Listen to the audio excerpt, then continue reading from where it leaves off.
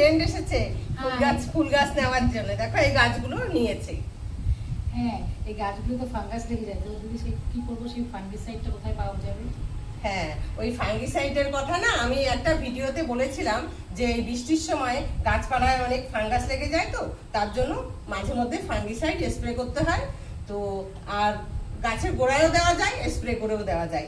1 চামচ ফাঙ্গিসাইড, যেরকম sub fungicide, বেবিস্টিন অনেক রকম থাকে, তো দোকানে বললেই পাওয়া যায়।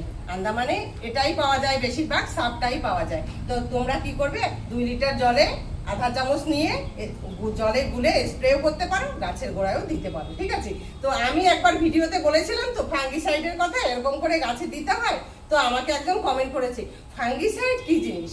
তো আমি বলছি গাছে ফাঙ্গাস লাগলে যে ওষুধটা দিতে হয় তার নাম ফাঙ্গিসাইড, তাই ওষুধের দোকানে এটা পাওয়া যায়, ঠিক আছে?